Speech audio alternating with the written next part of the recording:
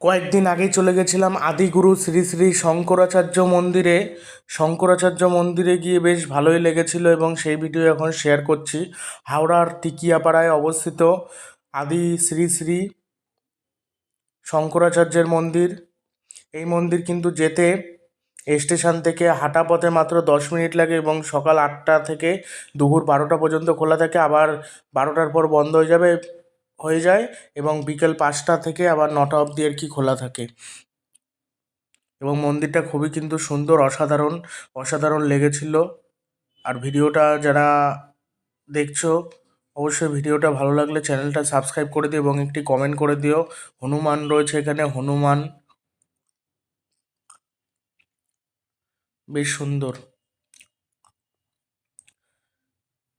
বেশ কয়েকদিন আগেই গেছিলাম এই মন্দিরে এবং শেষে একটু হাওড়া ব্রিজে ওখানেও গেছিলাম একটু ঘুরতে। ওখানকার ভিডিও একটু দেখাবো কেমন হাওড়া ব্রিজের, মানে অসাধারণ।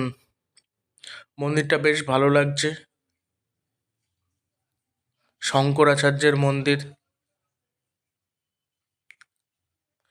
মন্দিরটা বেশ সুন্দর, নতুনত্ব রয়েছে এখানে, আবার ঝাড়বাতি রয়েছে, অনবদ্য লাগছে।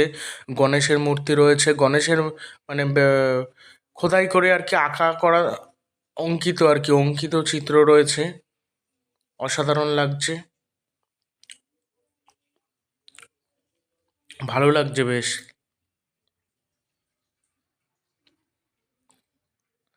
মন্দিরটা একদম পরিষ্কার পরিচ্ছন্ন, অসাধারণ, দারুণ লাগছে কিন্তু, দারুণ অনবদ্য।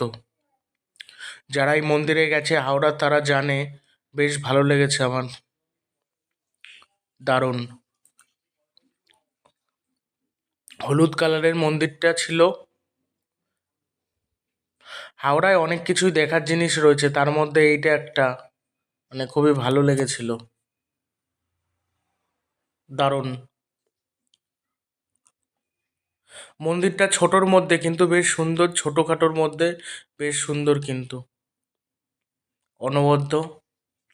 মার্বেল পাথরের তৈরি মন্দির, মানে নিচে কিন্তু মার্বেল পাথর দেয়া রয়েছে, অসাধারণ লাগছে, পুরো স্বর্ণ মন্দিরের মতো লাগছে, অনবদ্য, ভালোই লাগলো।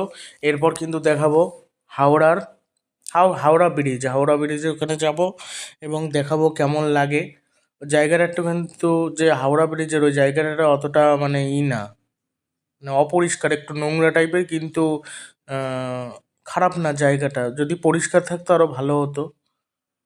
হাওড়া ব্রিজের উপরে উঠেও দেখাবো, সরস্বতীর মূর্তি রয়েছে, অসাধারণ আঁকা মূর্তি আর কি, দারুণ লাগছে সরস্বতীর মূর্তি, ভালো লাগছে বেশ। আর রাতে কিন্তু আরও ভালো লাগে যখন এই ঝাড়বাতি জ্বালিয়ে দেওয়া হয়, তখন মন্দিরটা আরও উজ্জ্বল হয়ে ওঠে, আরও সুন্দর লাগে। এরপর চলে গেছিলাম হাওড়া ব্রিজে, এই হলো হাওড়া ব্রিজের নিচটা। এই জায়গাটা একটু নোংরা ছিল প্রচণ্ড, নিচটা, তবে আর জলটাও প্রচণ্ড নোংরা, এই জলটাও কিন্তু নোংরা, তবে এখানে দেখতে বেশ ভালোই লাগছিল জল দেখতে। হ্যাঁ, এখানে আবার ফুলের মার্কেটও রয়েছে, এখানে অনেক ফুলের মার্কেট ছিল। আর এই হলো হাওড়া ব্রিজটা, অনেক বছরের পুরনো হাওড়া ব্রিজ, এবং রাতে কিন্তু হাওড়া ব্রিজটা দেখতে কিন্তু অসাধারণ লাগে,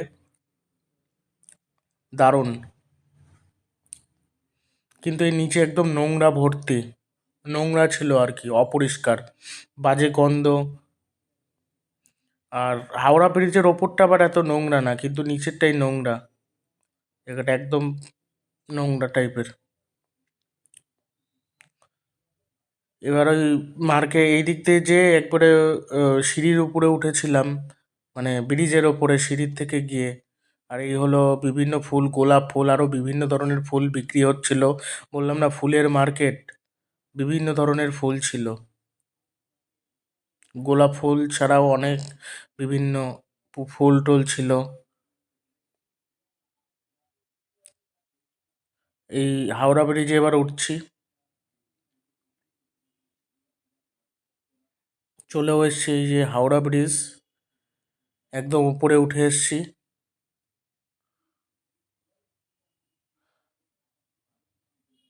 ব্যস্ততম রাস্তা বলতে গেলে, কেউ অফিসে যাচ্ছে, কেউ অন্য কোনো কাজে যাচ্ছে, মানে যাচ্ছিল আর কি। এ হলো হাওড়া ব্রিজের ওপর, মানে ব্যস্ততম হাওড়া ব্রিজ আর কি, গাড়ি চলতেই থাকে, প্রচুর লোক যাওয়া আসা করে এই রাস্তা থেকে, এই পাশের সরু রাস্তা এবং ভালোই লোকজন রয়েছে। এ হলো হাওড়া ব্রিজটা। হাওড়ার যে দেখার জায়গা এগুলোর মধ্যে হাওড়া ব্রিজটা যেরকম রয়েছে, এখান থেকে বাইরে দিকে বেরোনো যায়,